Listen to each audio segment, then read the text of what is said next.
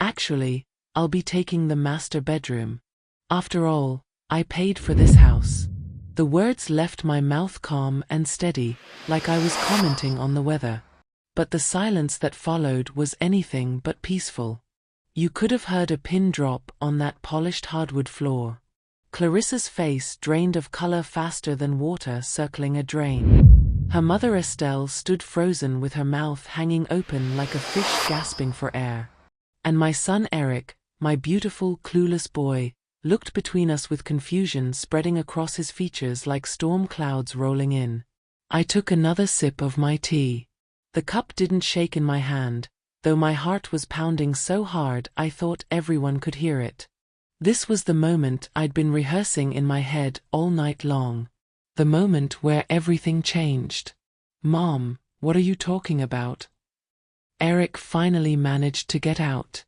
"Would you have kept quiet like I did or spoken up right away? Tell me in the comments below."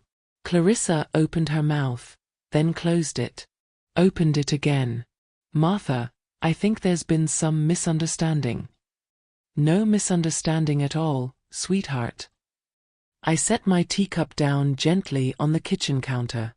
"I heard you perfectly clearly last night. You were organizing the sleeping arrangements. Your mother in the master bedroom upstairs.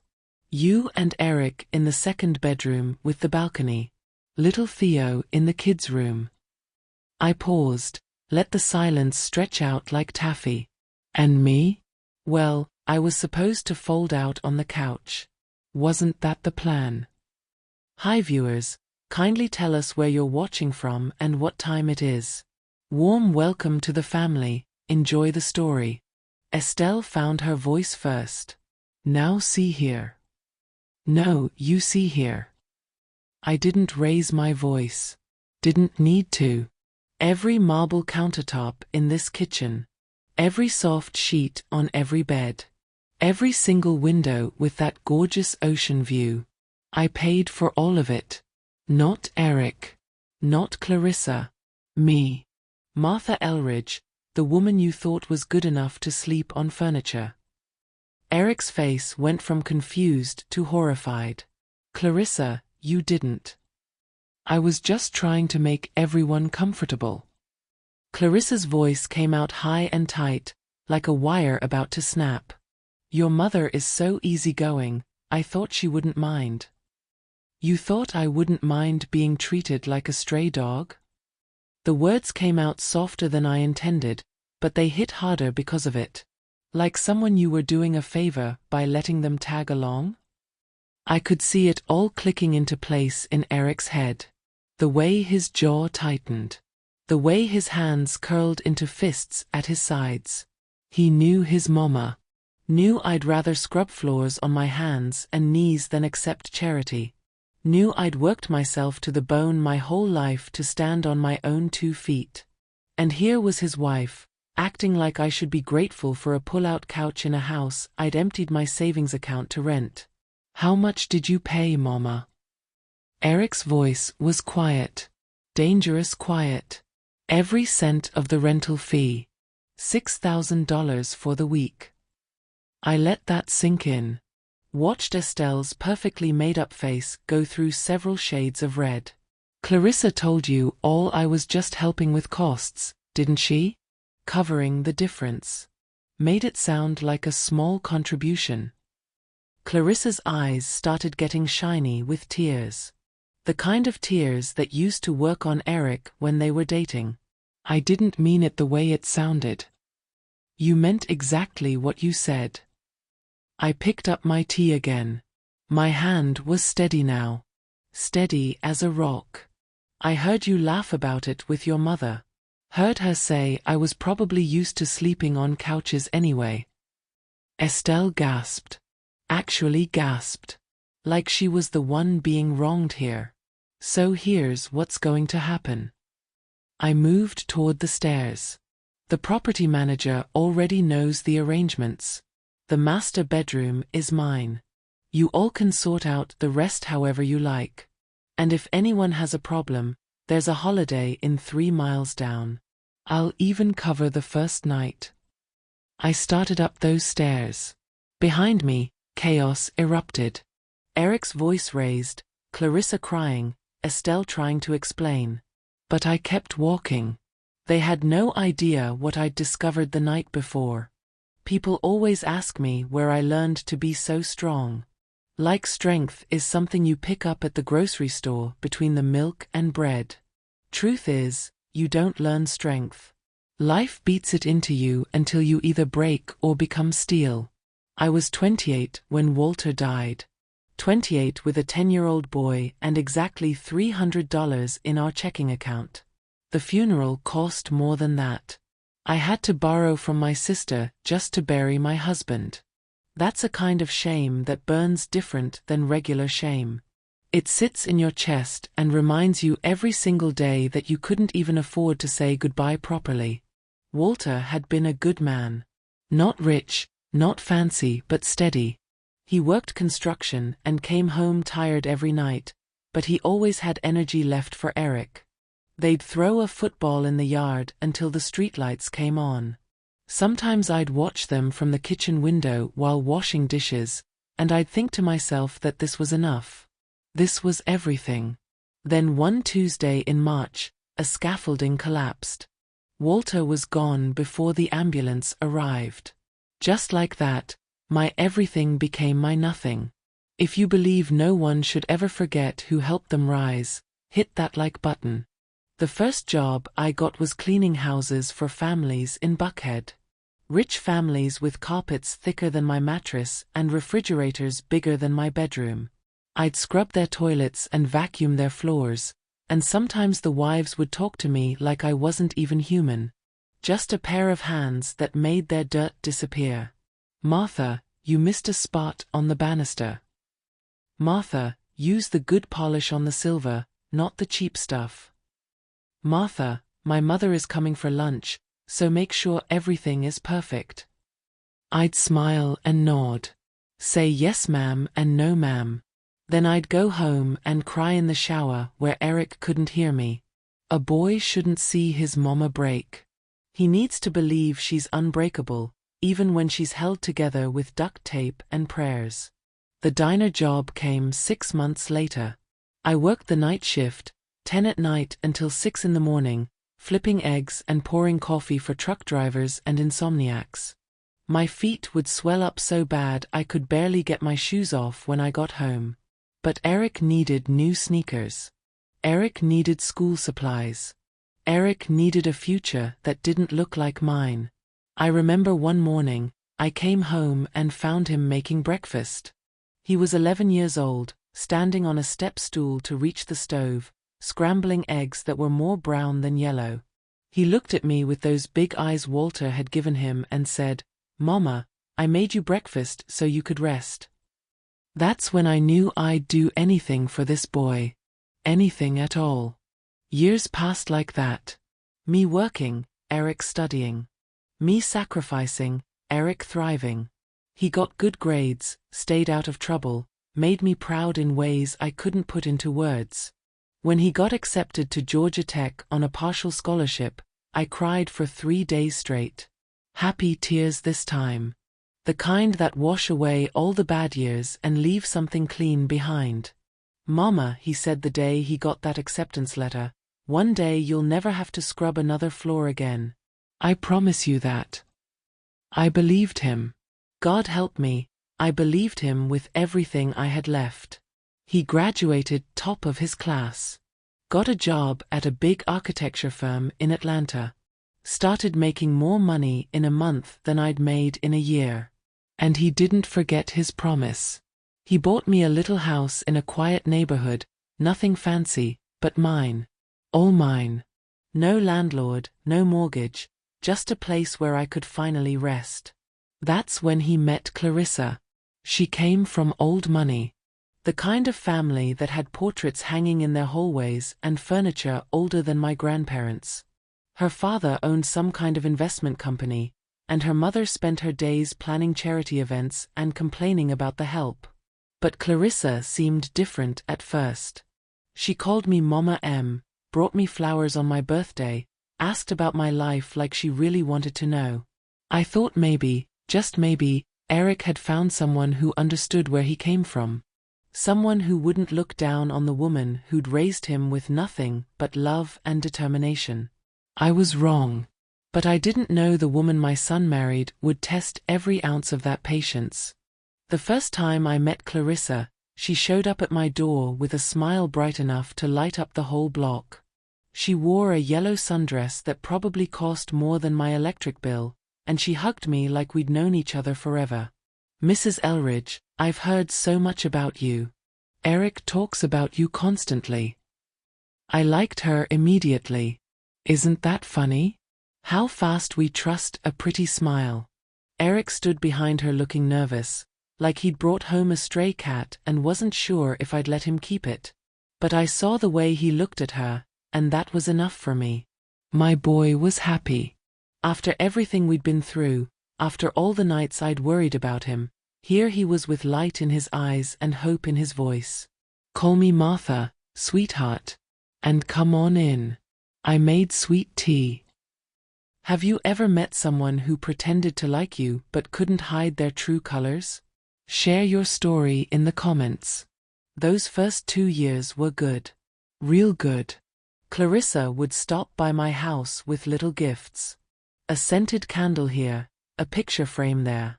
Nothing expensive, but thoughtful. She'd sit at my kitchen table and ask me about my recipes, about my garden, about the old stories from when Eric was little. Tell me about the time Eric tried to build a treehouse, she'd say, laughing. And I'd tell her, watching her face light up with genuine interest. Or what I thought was genuine interest. Looking back now, I wonder if she was just gathering information, learning my weaknesses, figuring out exactly how to handle me. The wedding was beautiful. They got married in this garden venue with white roses everywhere and a string quartet playing music I didn't recognize. I wore the best dress I owned, a navy blue one I'd bought at Macy's on sale, and I felt out of place the whole time. All of Clarissa's family showed up in designer clothes with designer smiles, and they looked at me like I was a curiosity. The poor mother-in-law. The woman who used to clean houses. That's when I first met Estelle. She walked up to me during the reception, champagne glass in one hand, judgment written all over her face. You must be so proud of Eric, she said, but the way she said it made it sound like an insult. Like she was really saying, you must be surprised someone like him came from someone like you. I am, I told her, keeping my voice steady. He's a good man. Yes, well. She took a sip of her champagne. Clarissa certainly saw his potential. She's always had excellent taste. I wanted to tell her that Eric's potential came from sleeping on a worn-out couch while I worked 2 jobs. That his success was built on my back, literally. But I bit my tongue. Swallowed the words down with my pride. Because this was Eric's day, and I wasn't going to ruin it by putting his new mother-in-law in her place. After the wedding, things stayed pleasant for a while. Clarissa still called me Mama M. Still invited me to family dinners. Still acted like I was part of the family she'd married into. But there were little moments. Tiny cracks in the paint that I tried to ignore. Like the time she corrected my grammar in front of her friends. It's Eric and I, Mama M, not me and Eric. She laughed like it was funny, but her friends' smiles had edges to them. Or when she redecorated the guest room in their house and got rid of the quilt I'd made for them as a wedding gift. Oh, it just didn't match the aesthetic we were going for, she explained. But I'm sure someone at Goodwill will love it. That quilt took me 3 months to make. Every stitch was sewn with love. And she gave it away like trash. Then Theo came along. My grandson. My beautiful, perfect grandson with Eric's eyes and Clarissa's dimples. I fell in love the moment I saw him. Held him in the hospital and felt my heart grow 3 sizes, just like that Grinch in the Christmas story Eric used to love.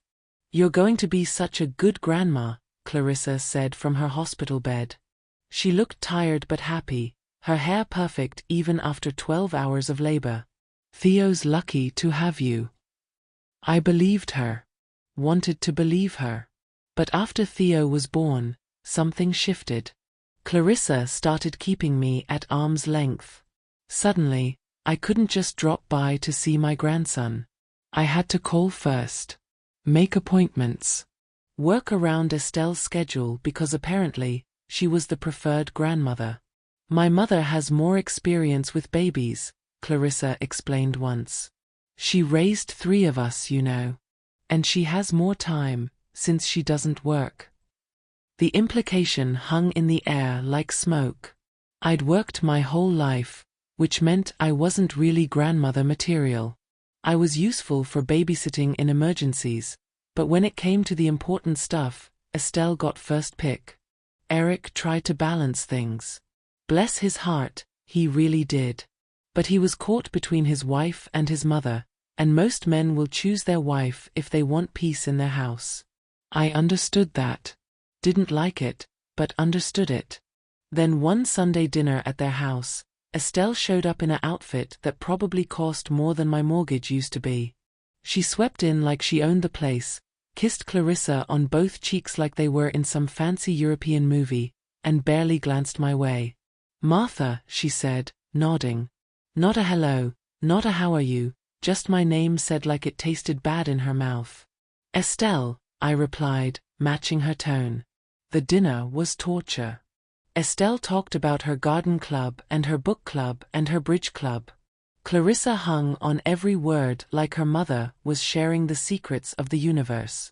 Eric tried to include me in the conversation, but every time I spoke, Estelle would interrupt or change the subject. At one point, I was telling a story about Eric as a child, and Estelle cut me off mid-sentence. "Speaking of childhood, Clarissa, did I tell you about the wonderful private school I found for Theo? It's where all the Pemberton children went. We should get him on the waiting list now." Theo was 6 months old. I looked at Eric, waiting for him to say something. To defend me. To tell his mother-in-law that his own mother was speaking. But he just sat there, cutting his steak into smaller and smaller pieces. That's when I realized the mask was slipping. And what was underneath wasn't pretty at all. It wasn't long before Estelle's smile turned into something sharper, and Clarissa followed her lead. The first time Clarissa outright disrespected me to my face, Theo was about a year old. I'd come over to watch him while she ran errands, something I'd done dozens of times before. But this time, I found a list on the kitchen counter. A list of instructions for taking care of my own grandson. Theo's nap schedule is written down. Please follow it exactly. He eats organic food only, check the labels.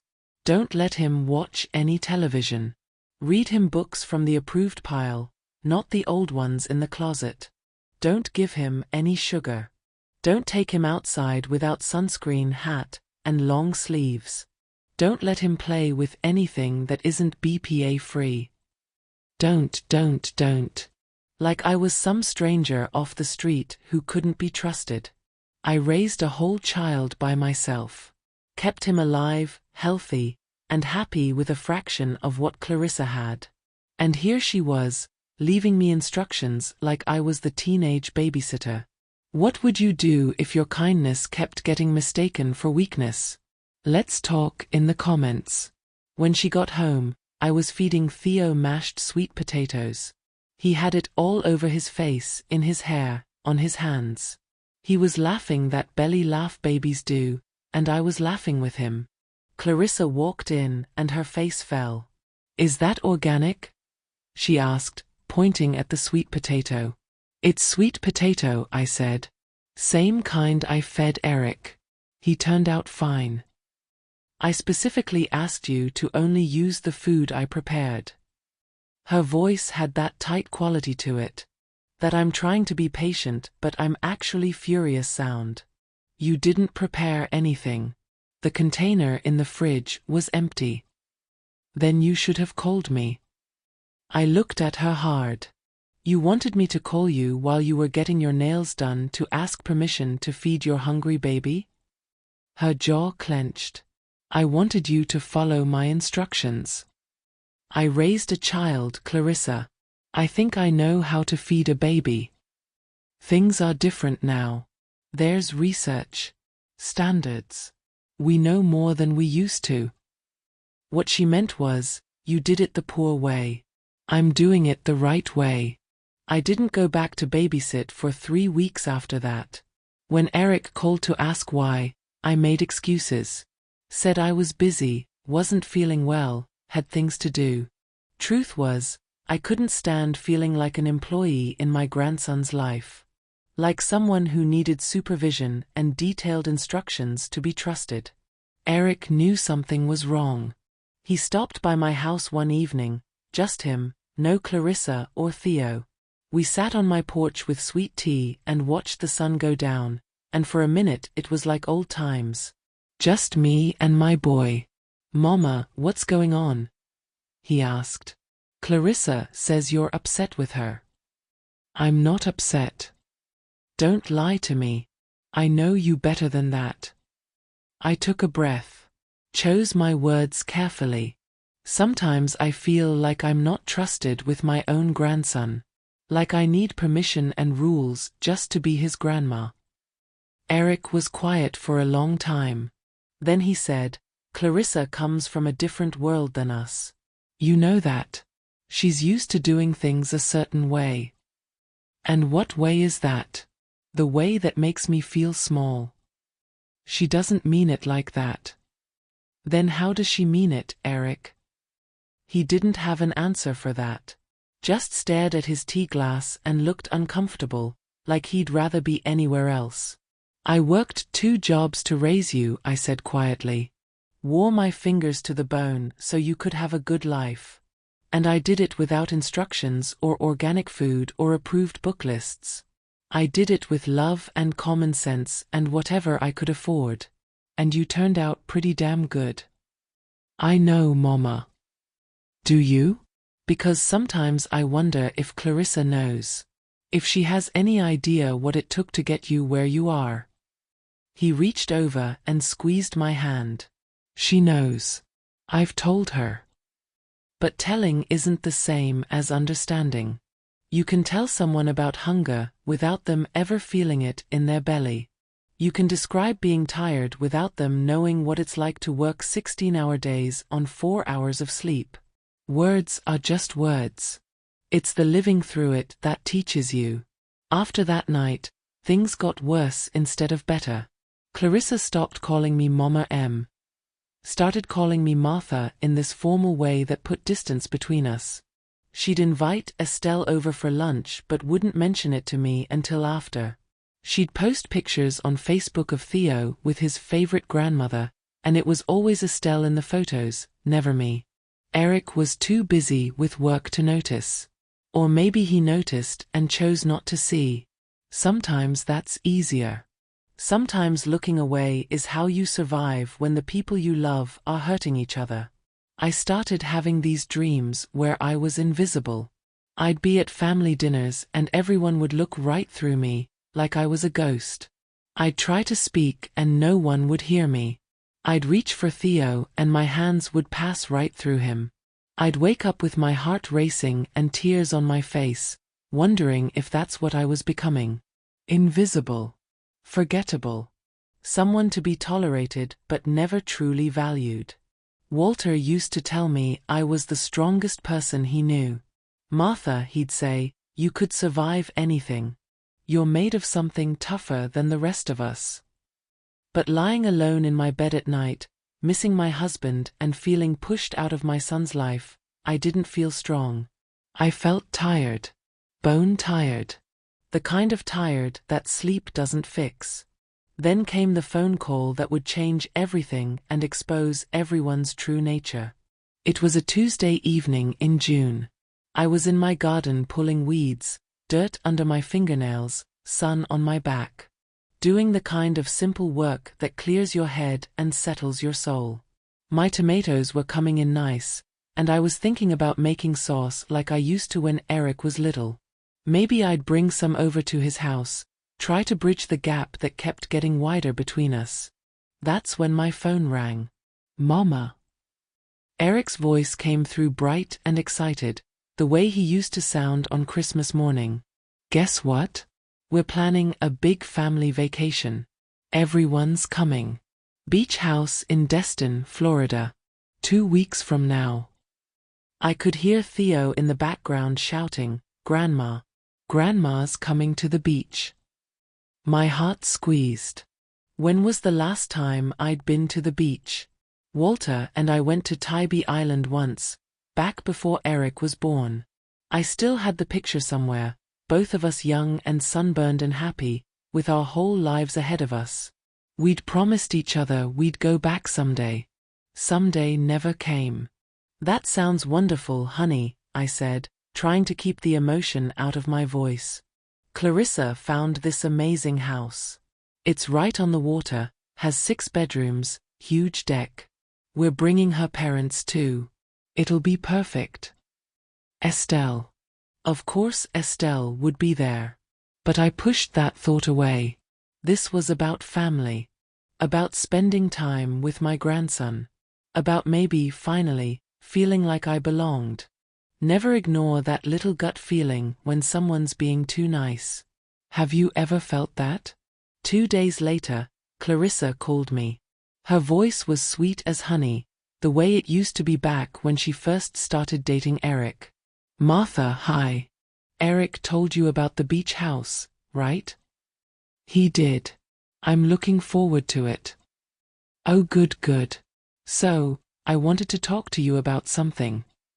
She paused, and I could hear her taking a breath. The rental is a bit over our budget. It's more expensive than we thought because of the location and the size. We're still going to do it, but it's stretching things financially. I should have known right then. Should have heard the trap being set. But all I heard was a chance to help. A chance to contribute. A chance to feel needed instead of tolerated. How much over budget? I asked. Well, the total is $6,500 for the week. We were planning for about $4,000. So we're about $2,500 short. I can cover that, I said without even thinking. Consider it my contribution. My treat. The change in her voice was instant. Like flipping a switch. Oh, Martha, really? That's so generous of you.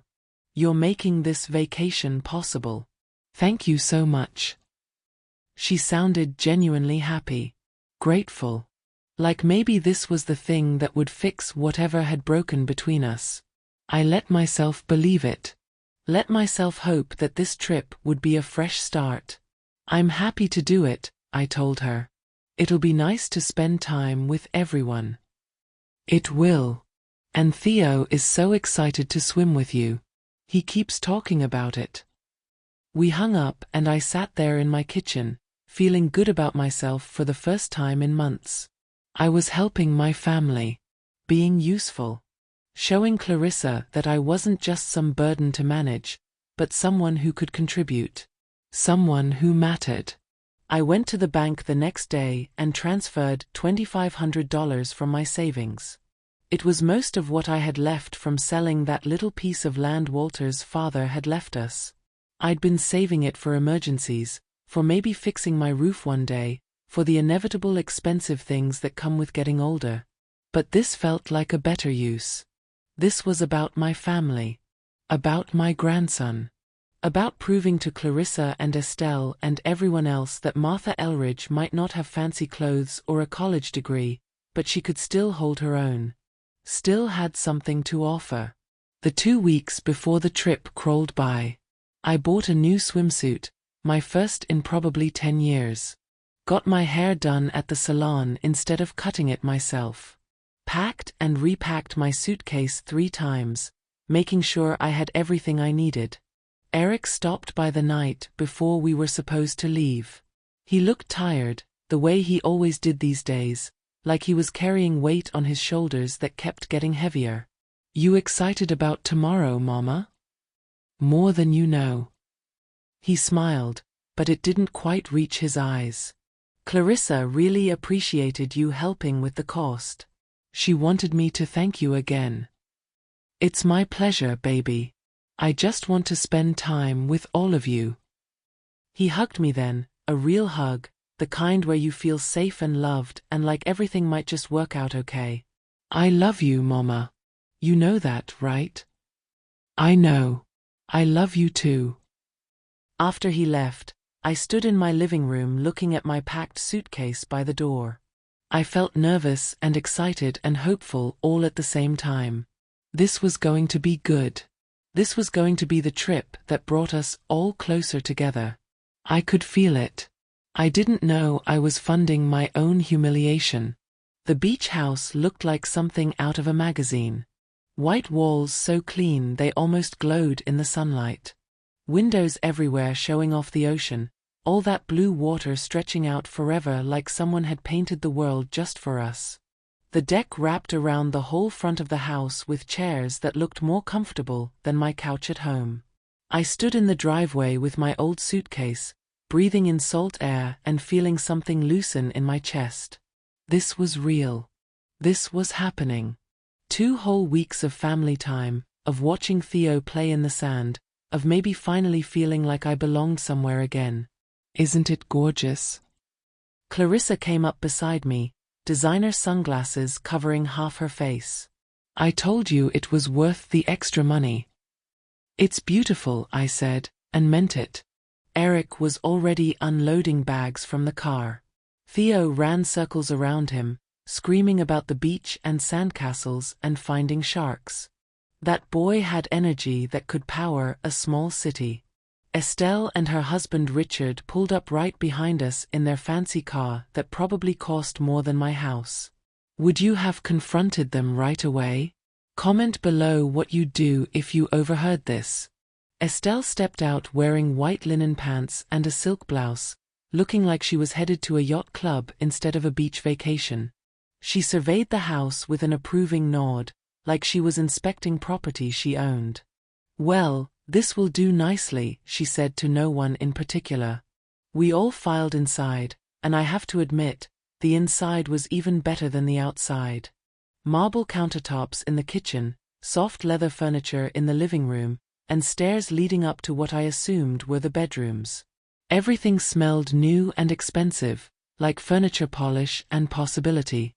Everyone just leave your bags here for now, Clarissa announced. I'll assign rooms in a bit. Let's get settled first. I set my suitcase down by the door, careful not to scratch the fancy floor. Theo grabbed my hand and dragged me toward the back windows. Look, Grandma. You can see the water from here. I see it, baby. It's beautiful.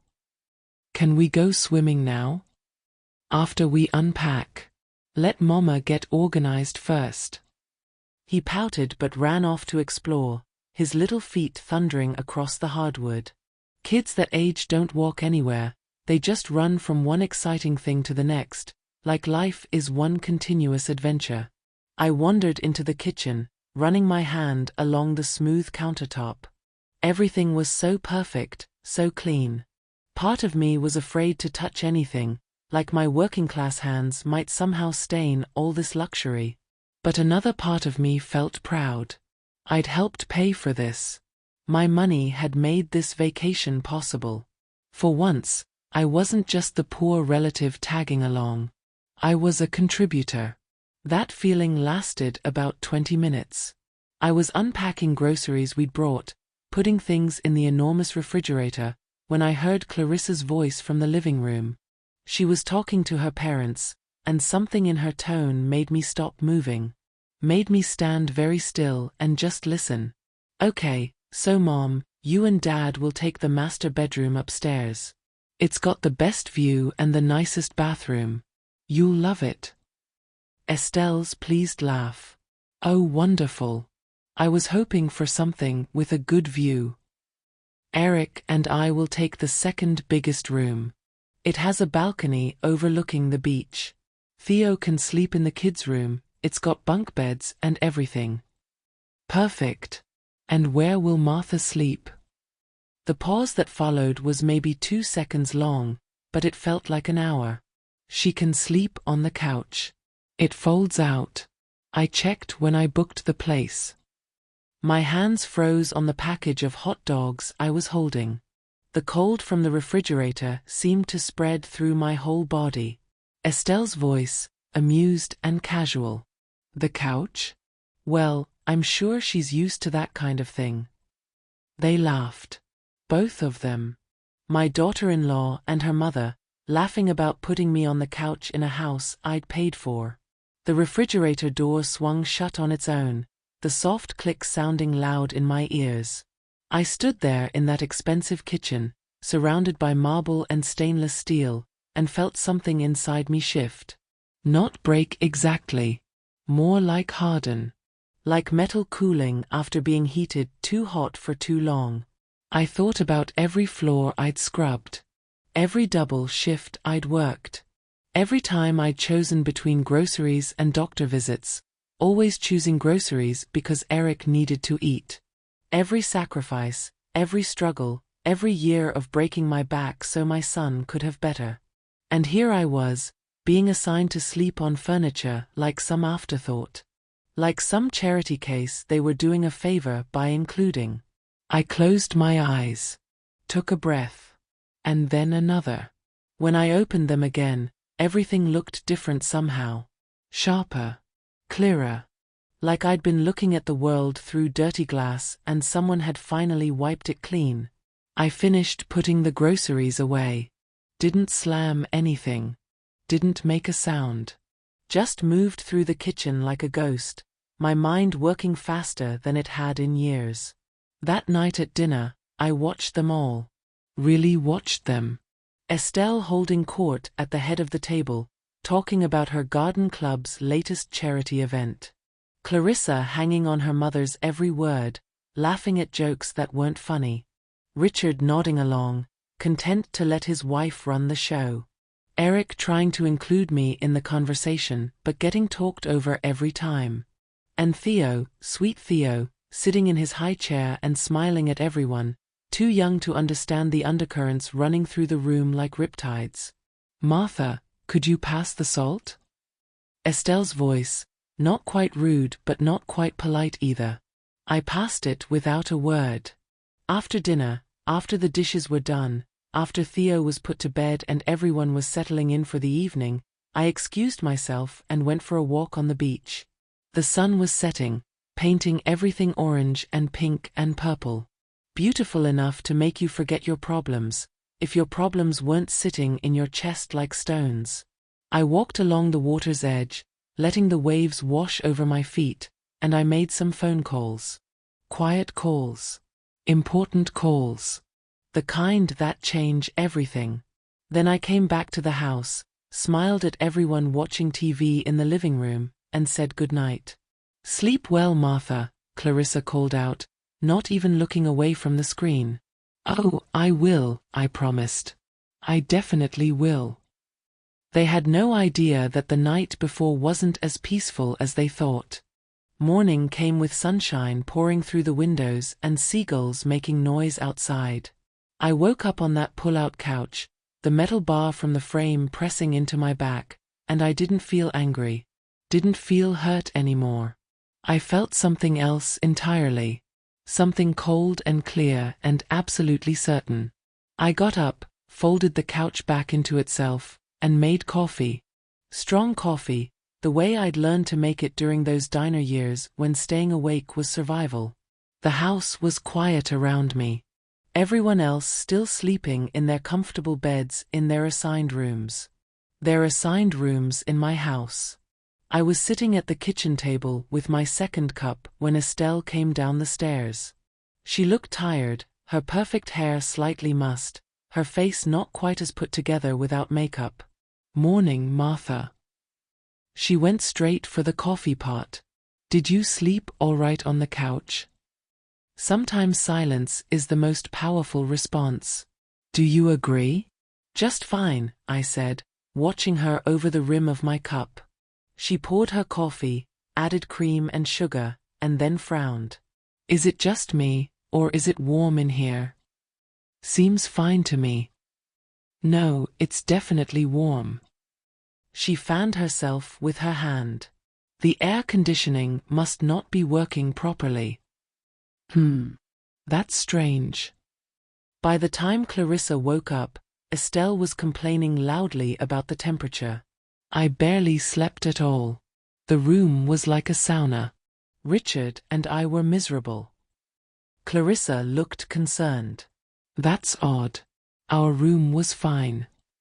Well, ours wasn't. Someone needs to call the property manager. They both looked at me. Like I was the help. Like calling about problems was my job because I didn't have anything better to do.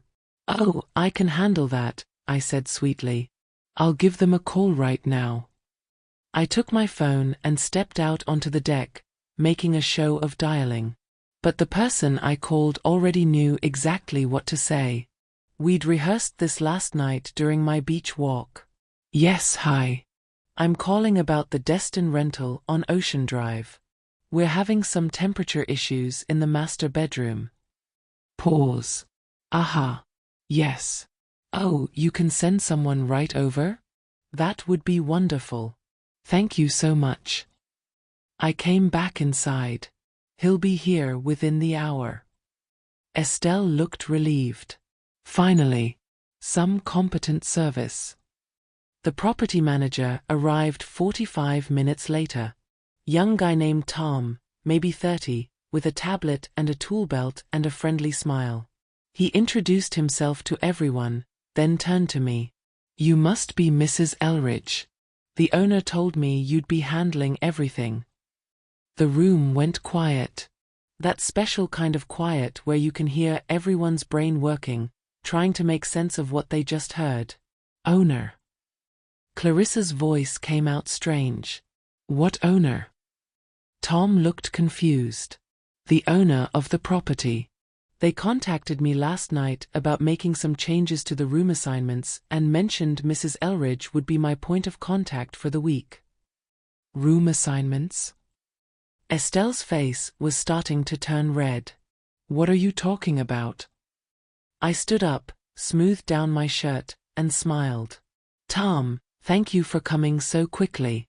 Could you help move some luggage around? I've decided to make a few adjustments. Of course, ma'am. Whatever you need. The bags in the master bedroom upstairs need to move to the smaller guest room on the first floor. The one with the twin beds. Estelle made a sound like a tea kettle starting to boil. Now wait just a minute. And Tom, while you're at it, could you check why the air conditioning was having issues last night? I specifically had you adjust it yesterday evening, but apparently it's still not quite right. Understanding crossed his face. Oh right. I'll make sure that's working properly now. Along with the new room setup. Perfect. I turned to face them all. Eric standing in the doorway looking confused. Clarissa with her mouth open. Estelle looking like she'd swallowed something sour. I'll be taking the master bedroom. It has the best view, and frankly, at my age, I shouldn't have to sleep on a couch when there are perfectly good beds available. Mom, what's going on? Eric finally found his voice. What's going on is that I overheard your wife last night. Heard her assigning rooms. Heard her and her mother laugh about me sleeping on the couch. The couch in a house I paid for. Clarissa's face went white. You said you were helping with costs. I paid for the entire rental, Clarissa. All $6,500. Not $2,500. $6,500. You lied to me about the cost, and I was too trusting to question it. Eric's head snapped toward his wife. You told me Mama was just covering the difference. I was trying to, Clarissa started, but I held up my hand. You were trying to make me feel like a charity case while I was actually funding your family vacation. Well, here's the thing about charity cases, sweetheart. Real charity means you actually care about the person you're helping, not just their money. Tom was already heading upstairs with a luggage cart. Smart boy. He knew when to get out of the middle of family drama. Estelle found her voice, all sharp edges and indignation. This is absolutely ridiculous. We're guests here. You're guests in a house I'm renting. Under my name. With my money. Money I earned by scrubbing floors and flipping eggs for people who treated me exactly like you've been treating me. I kept my voice level. Calm. The way you speak when you've got all the power and you know it. Now, if anyone feels uncomfortable with these new arrangements, there's a holiday in about 3 miles down the road. Looks nice enough. I'll even cover your first night, since apparently I'm so good at paying for things. The silence that followed could have filled the ocean outside. Clarissa's eyes were shining with tears. The manipulative kind she'd cry whenever she wanted Eric to take her side. But Eric wasn't looking at her. He was looking at me with something like horror mixed with dawning realization. Mama, I didn't know. I know you didn't, baby. That's why I'm not mad at you. I walked past them toward the stairs, where Tom was coming back down. But maybe it's time you asked yourself why you didn't know. Why your wife felt comfortable lying to both of us. And why you've been so busy keeping peace that you forgot whose side you should be on. I climbed those stairs with my head high and my heart steady. Behind me, chaos erupted. Clarissa crying. Estelle sputtering. Eric's voice raised for the first time in years. But I kept walking. Kept climbing. Kept going until I reached the master suite with its ocean view and soft bed and dignity intact. Tom was arranging my suitcase on the luggage stand. Anything else you need, Mrs. Elridge? No, Tom. Thank you. You've been very helpful. He grinned. My grandma was a lot like you. Tough lady. Didn't take nonsense from anybody. Your grandma sounds like she was smart. She was. He headed for the door, then paused. For what it's worth, I think you're doing the right thing. After he left, I stood at the window looking out at the water. Watched the waves roll in and out, steady and constant, the way justice should be. The way truth always is, eventually. It might take time, might take patience, but it comes. Always comes. By the time Estelle came back from her walk, her luggage was neatly placed in a smaller room with twin beds. The rest of that morning moved like cold honey.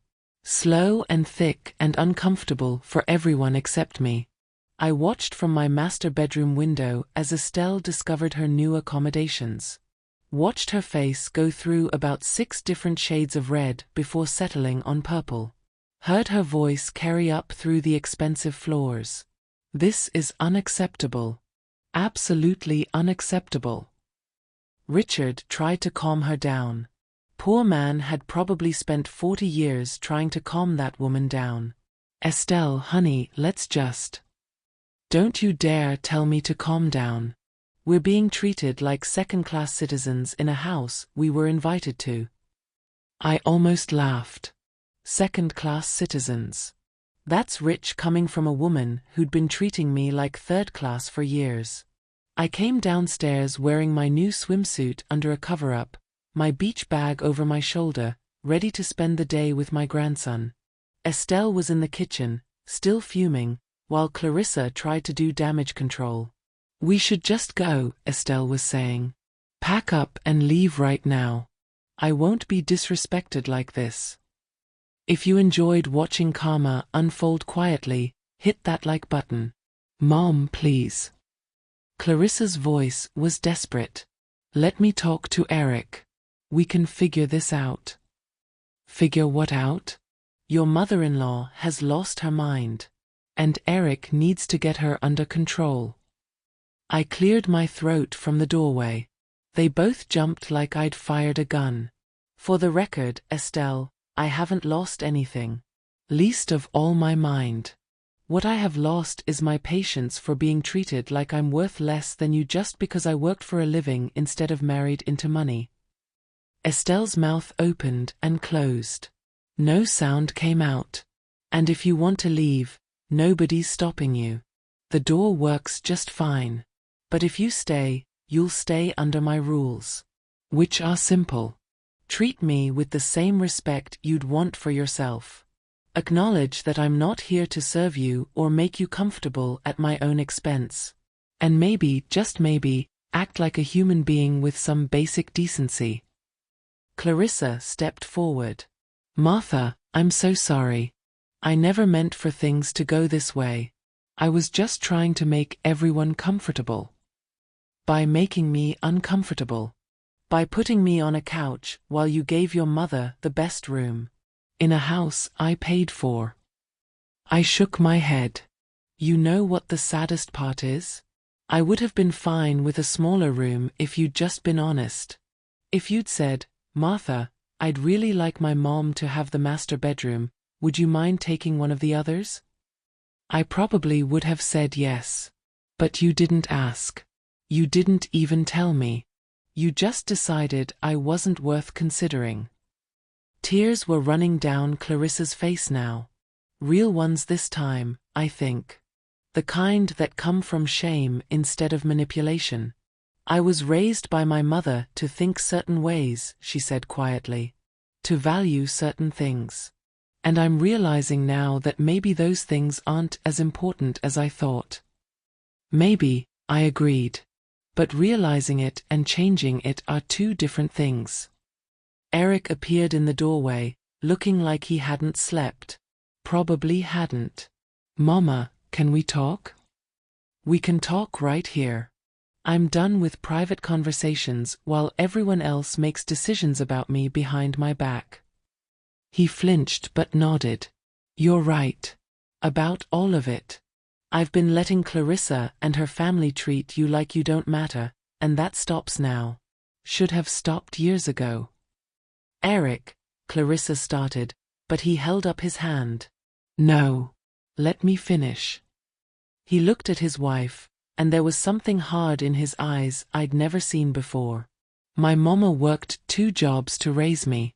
Wore herself out so I could have opportunities she never had. And the way you've been treating her? The way your family has been looking down on her? That ends today. I was just trying to make my parents happy, Clarissa whispered. What about making my mother happy? What about respecting the woman who made me who I am? His voice cracked. You lied to both of us about the cost of this house. Let Mama pay for everything while planning to stick her on a couch. How am I supposed to trust you after that? The kitchen fell silent except for Clarissa's quiet crying. I walked over to Eric and put my hand on his shoulder. Baby, I appreciate you defending me. I do. But this isn't about choosing sides. This is about everyone learning to treat each other with basic respect. Your wife and I need to figure out how to exist in the same family, and we can't do that if you're fighting our battles for us. But she hurt you. She did. And now she knows it. And now we move forward or we don't. But that's between her and me. I turned to Clarissa. I don't need you to love me. I don't even need you to like me. But I do need you to respect me. And that means no more lies, no more treating me like I'm less than, and no more laughing about me with your mother like I'm some kind of joke. Clarissa wiped her eyes. I can do that. I want to do that. I'm so sorry, Martha. Truly. Sorry is a start. But it's the actions that come after sorry that really matter.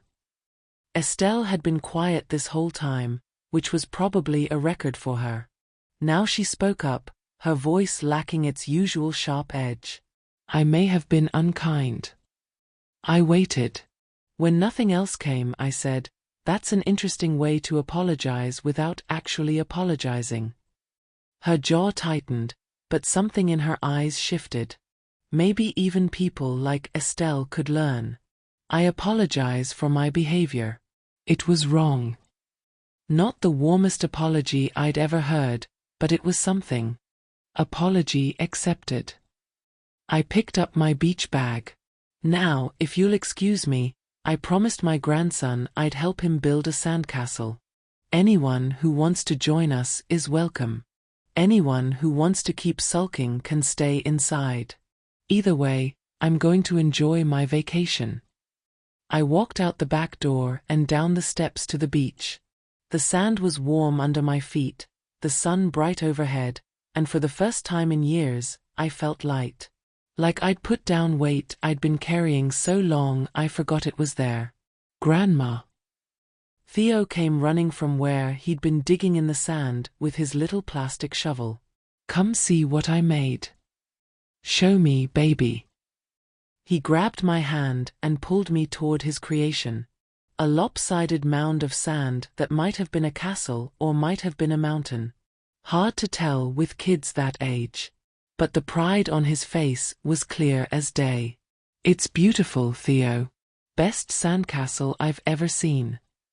He beamed at me. Can you help me make it bigger? I can do better than that. I can teach you how to make a moat. We spent the next hour building and digging and laughing.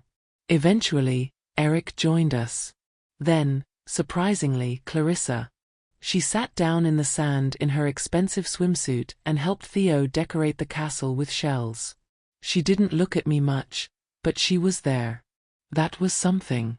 Even Richard came down and helped dig the moat deeper. Estelle stayed on the deck, but I saw her watching us.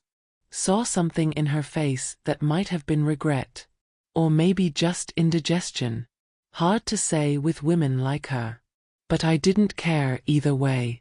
Because I was exactly where I wanted to be, doing exactly what I wanted to do, and nobody was going to take that away from me again.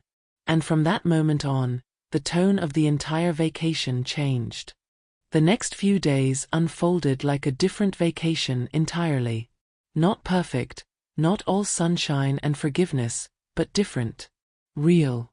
Like someone had finally opened the windows and let fresh air into a stuffy room. Clarissa started asking me questions. Real questions, not the polite kind you ask when you're just making noise.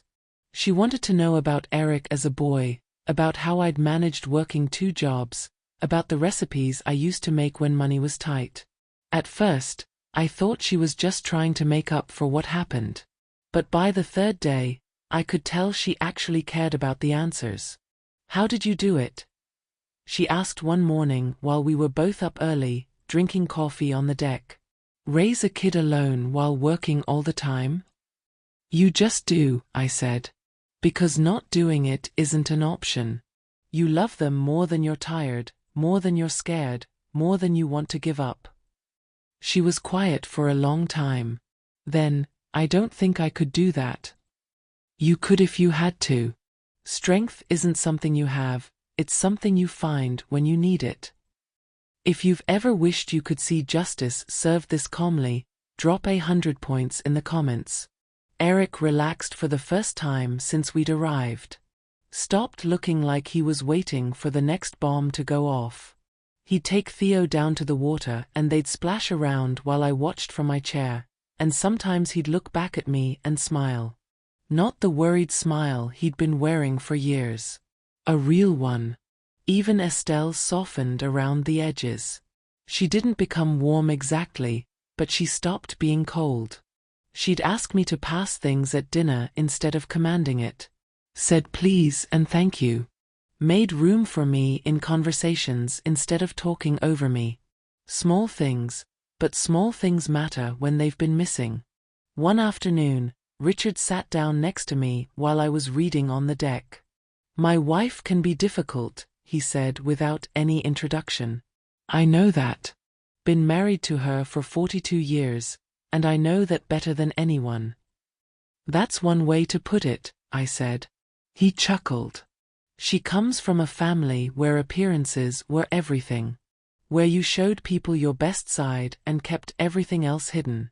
Where being better than others was the goal, not being good to others. Took me years to understand that about her. Understanding and accepting are different things. They are. But sometimes understanding helps with the accepting. He looked out at the water. What you did the other day. Standing up for yourself? Estelle needed to see that. Needed to learn that not everyone is going to bow down to her just because she expects it. I wasn't trying to teach anyone a lesson. I was just done being treated poorly. Sometimes the best lessons are the ones we don't mean to teach. He stood up, patted my shoulder. For what it's worth, I respect what you did. Takes courage to demand respect instead of just hoping for it. After he walked away, I sat there thinking about courage. About how people see it as this big dramatic thing, like slaying dragons or saving lives. But sometimes courage is just saying no. Sometimes it's just refusing to accept less than you deserve. Sometimes it's just taking up space in a world that keeps trying to make you smaller. The days fell into a rhythm. Mornings on the beach with Theo, building sandcastles and collecting shells and letting the waves chase us up the sand. Afternoons reading or napping or just sitting and watching the ocean do its thing. Evenings with family dinners where people actually talk to each other instead of at each other. Clarissa started cooking some of the recipes I'd told her about. She didn't make them quite right, but she tried. Used too much salt in the rice, not enough sugar in the cornbread. But she tried, and trying meant something. Tell me if I'm doing this wrong, she'd say, and I'd show her how to adjust the seasoning or check if the meat was done. We weren't friends exactly, but we were finding our way to something like understanding. One night after Theo was in bed, we all sat on the deck under the stars. Someone had opened a bottle of wine, and even though I'm not much of a drinker, I had a glass. The alcohol made everything feel softer, warmer, like the edges of the world had been sanded down. I've been thinking, Eric said into the quiet, about how we've been living. About priorities and what really matters. Clarissa reached over and took his hand. We both have been. I don't want to raise Theo in a house where status matters more than people. Where looking good is more important than being good. Neither do I, Clarissa said softly.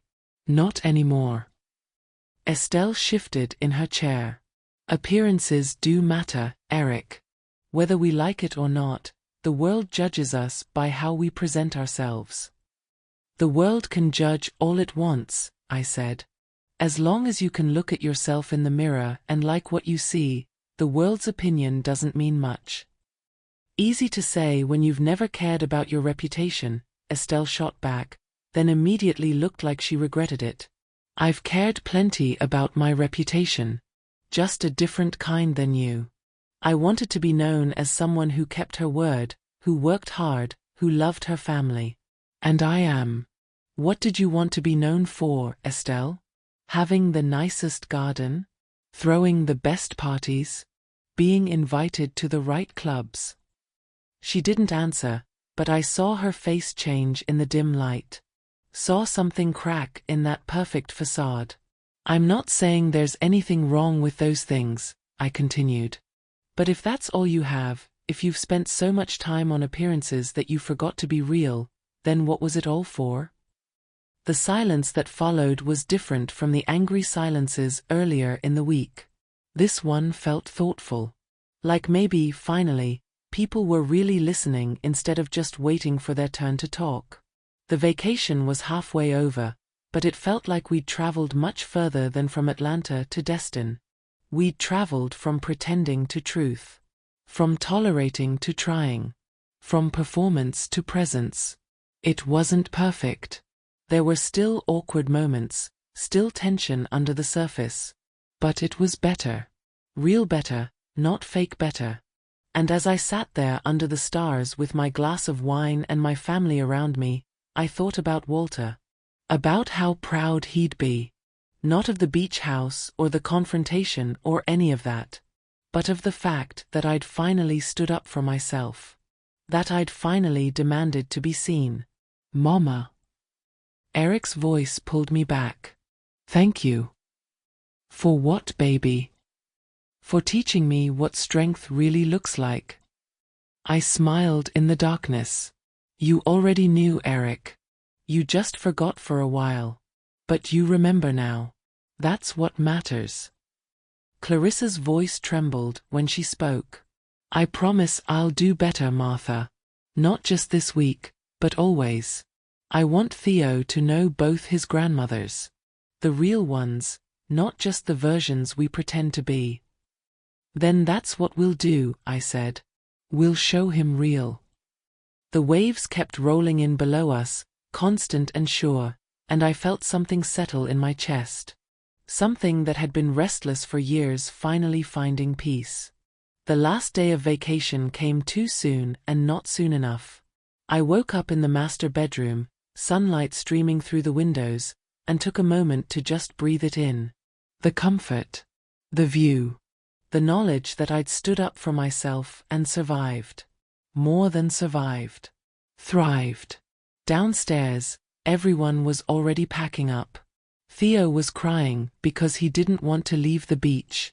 Eric was trying to fit 2 weeks' worth of stuff into suitcases that hadn't grown any bigger since we arrived. Clarissa was making a list of things to remember, the way organized people do. Even Estelle was helping, folding beach towels and separating out the trash. She looked up when I came down the stairs. Good morning, Martha. Morning, Estelle. We'd never be best friends, her and me. We'd never sit around braiding each other's hair and sharing secrets. But we'd found something like mutual respect. And sometimes that's enough. Sometimes that's actually more valuable than fake friendship. I made one last pot of coffee and stood at the kitchen window, looking out at the ocean. Memorizing it. The way the light hit the water, the sound of the waves, the smell of salt in the air. I'd paid for this vacation, but what I'd gotten was worth more than money. I'd gotten my dignity back. My voice. My place in my own family. After breakfast, after the cars were packed and Theo had said goodbye to the beach at least 5 times, I went back inside one more time. Took out a piece of paper and a pen from my bag. The note I wrote wasn't long. Didn't need to be. Short and clear, like the truth should be. For future reference, Clarissa. Never mistake someone's kindness for weakness. The woman who cleans her own messes can just as easily clean you out of your comfort. I folded it neatly and left it on the kitchen counter. Right next to the rental receipt I'd printed out, with my name highlighted in yellow across the top. Let them see it one more time. Let them remember. Then I walked out the door and got in Eric's car, ready to go home. The drive back was quieter than the drive there. Theo slept in his car seat, worn out from 2 weeks of beach and sun. Eric drove steady and sure, occasionally glancing at me in the rearview mirror. Clarissa was in the passenger seat, looking out the window at the passing landscape. Mama, Eric said after an hour of highway, I'm sorry. I know, baby. I should have paid more attention. Should have seen what was happening. You see it now. That's what matters. Clarissa turned around in her seat. I read your note. The one you left in the house. I figured you would. You're right. About all of it. I did mistake your kindness for weakness. And I'm ashamed of that. Shame is useful if it changes you. Otherwise it's just self-pity. She smiled a little. You're a wise woman, Martha. I'm just a woman who's lived long enough to learn a few things. When we got back to Atlanta, Eric pulled up in front of my house. My little house with its tiny garden and paid-off mortgage and memories in every corner. It looked good to me. Looked like home. Eric helped me carry my suitcase to the door. Before I went inside, he hugged me tight. The kind of hug where you feel all the words that don't need to be said. I love you, Mama. I love you too, baby. Always have, always will. Things are going to be different now. I promise. I know they are. After they drove away, I went inside and sat down in my worn chair by the window. The one Walter used to sit in, reading the paper and drinking his coffee. I felt tired but good. The way you feel after finishing hard work. My phone buzzed with a text from Clarissa. Just 2 words, thank you. I texted back, you're welcome. 3 weeks later, they invited me to Sunday dinner. Not with Estelle, just us. The 4 of us and Theo. We ate the meal I'd taught Clarissa to make, and it was better this time. Almost right. She was learning. After dinner, Theo climbed into my lap with a book. Grandma, read this one. Which one is it? The one about the strong girl who doesn't need rescuing. I smiled and opened the book. Started reading about a girl who saved herself, who fought her own battles, who showed the world that quiet strength is still strength. Halfway through, I looked up and saw Eric and Clarissa watching us. Saw something in their faces that looked like understanding. Like they were finally seeing me the way they should have been seeing me all along. Not as a burden or a charity case or someone to be managed. But as a woman who'd survived things that would have broken them. Who'd built a good man from nothing but love and determination. Who'd earned every bit of respect she demanded and then some. Keep reading, Grandma, Theo said, pulling my attention back to the book. So I did. Read about the strong girl who knew her worth and never apologized for taking up space in the world. Read until Theo fell asleep against my chest, his little hand curled around my finger. Months passed. Then a year. Things weren't perfect, but they were honest.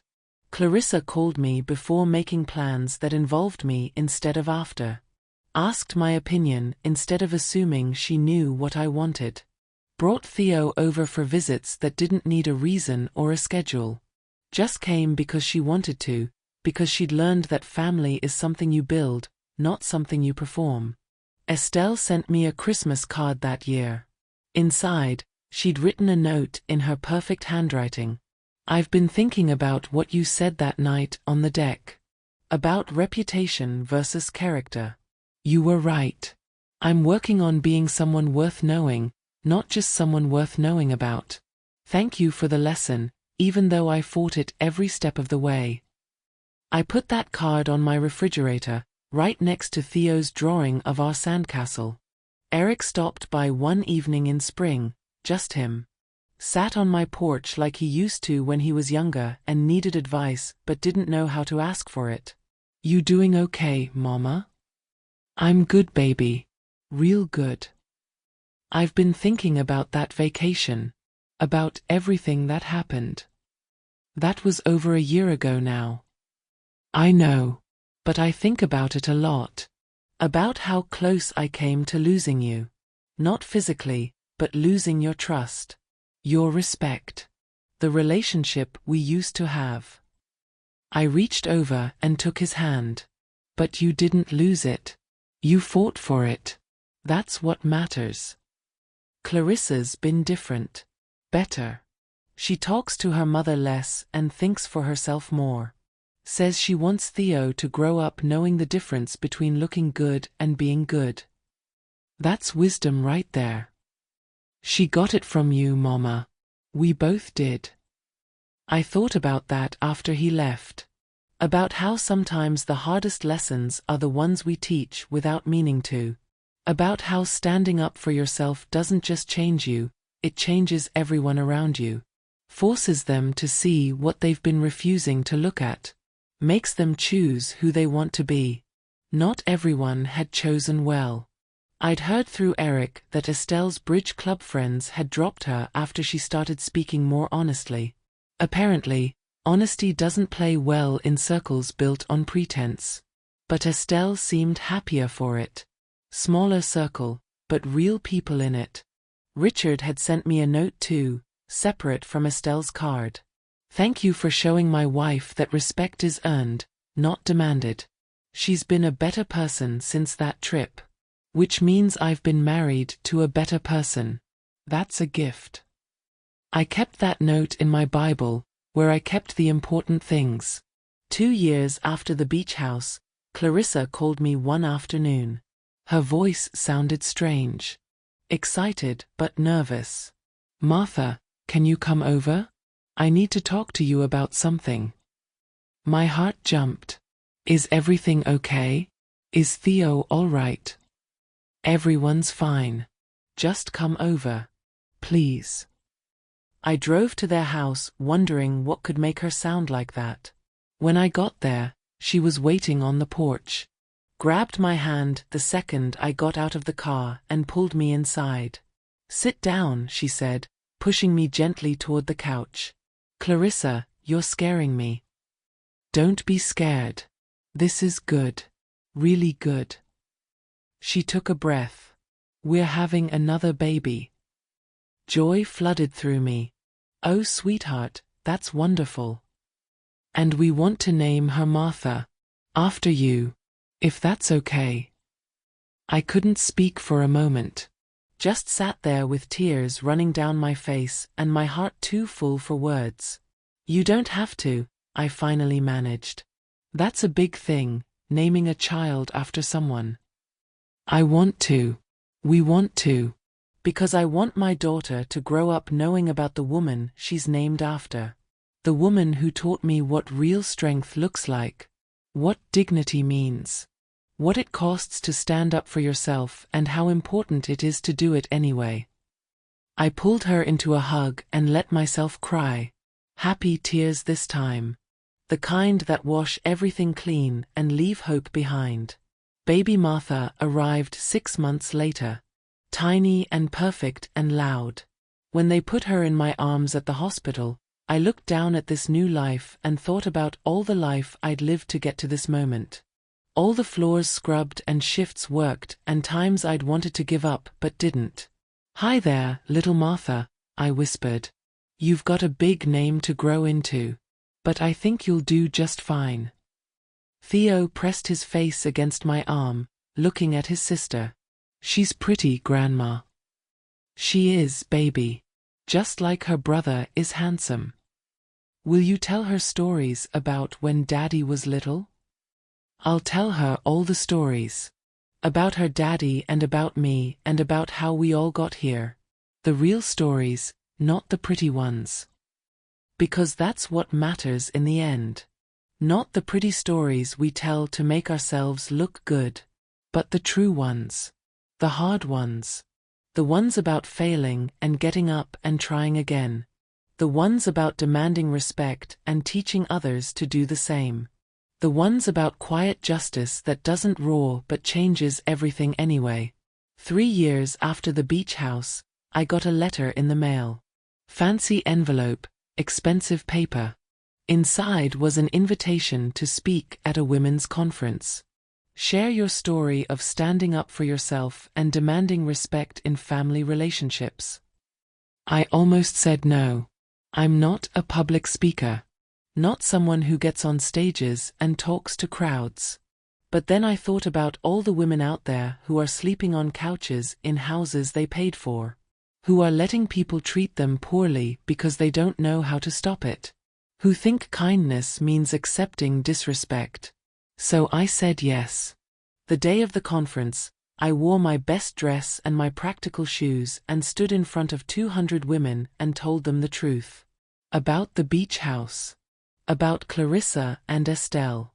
About demanding the master bedroom and watching faces change when people realized I'd paid for everything. But mostly, I told them about the quiet part. The part where I'd been letting myself be diminished for years because I thought that's what family required. The part where I'd confused peace with doormat. The part where I finally learned that you teach people how to treat you, and if you accept poor treatment, that's what you'll keep getting. Quiet justice doesn't roar, I said to all those faces looking up at me. It doesn't need an audience or applause. It just needs truth and time and the courage to stand firm when everything in you wants to bend. Some people only value you when they realize what they've taken for granted. Don't wait for them to learn that lesson. Teach it to them. Not with meanness or revenge, but with boundaries. With self-respect. with the simple refusal to accept less than you deserve. The applause when I finished surprised me. But what surprised me more were the women who came up afterward with tears in their eyes, telling me their own stories. Women who'd been funding their own humiliation in different ways. Who'd been making themselves small to keep the peace. Who needed permission to take up space. You don't need permission, I told each one of them. You just need courage. And courage isn't fearlessness. It's being scared and doing it anyway. Now, sitting here at 74 years old, looking back on everything that happened, I understand what that beach house really was. It wasn't just a vacation gone wrong. It wasn't just a family conflict. It was a turning point. The moment when I stopped letting my kindness be mistaken for weakness. When I stopped apologizing for existing. When I took back the space I'd been letting others shrink. Theo's 9 now, and little Martha is 3. They play in my garden on weekends while Clarissa and I drink coffee and talk about real things. Eric comes by and mows my lawn even though I've told him 100 times I can hire someone. Estelle sends cards on holidays with actual sentiment in them now, not just her signature. And sometimes, when I'm sitting on my porch watching the sun go down, I think about that beach house. About standing at the top of those stairs and claiming what was mine. About the look on their faces when they realized I'd been paying attention all along. About how one moment of courage changed everything that came after. People ask me sometimes if I regret how I handled it. If I wish I'd been gentler, kinder, more understanding. I tell them no. Because gentle hadn't worked. Kind hadn't worked. Understanding had just gotten me assigned to a couch. Sometimes love requires boundaries. Sometimes family needs truth more than it needs peace. Sometimes the kindest thing you can do is refuse to accept poor treatment, because accepting it doesn't just hurt you. It teaches everyone involved that disrespect is acceptable. And it's not. The waves are still rolling in somewhere, steady and sure. Justice is still quiet, still patient, still absolutely certain. And I'm still here, taking up exactly as much space as I deserve, refusing to apologize for it. That's my legacy. Not the floors I scrubbed or the money I spent or the sacrifices I made. But the lesson I taught my family about respect. About dignity. About the fact that quiet strength is still strength, and kindness without boundaries is just enabling. True strength doesn't always roar. Sometimes it smiles calmly and says, "Actually, I'll be taking the master bedroom. After all, I paid for this house." And then it walks upstairs with its head held high and claims what it deserves. That's the story I'll tell little Martha when she's old enough to understand. Not about how to be loud or aggressive or mean, but about how to know your worth and refuse to accept anything less. About how to teach people to treat you well by showing them what you will and won't tolerate. About how quiet justice, given enough time and truth, always wins. Because it does. Always has, always will. The woman who cleans her own messes can clean anyone out of their comfort. Remember that. Write it down. Teach it to your daughters and granddaughters. Pass it on like the valuable thing it is. And never, ever sleep on a couch in a house you paid for. If Martha's quiet justice touched your heart and taught you something about standing up for yourself with dignity and strength, don't forget to subscribe to this channel and turn on notifications so you never miss another story like this one. These stories aren't just entertainment, they're lessons in courage, reminders that you deserve respect, and inspiration to set boundaries in your own life. Drop a comment below telling me about a time you had to stand up for yourself, or what lesson you're taking from Martha's story. Your words might be exactly what someone else needs to hear today. Share this video with someone who needs to remember their worth. Let's build a community where we lift each other up and remind each other that quiet strength changes everything. I'll see you in the next story, and until then remember, never mistake someone's kindness for weakness, and never accept less than you deserve.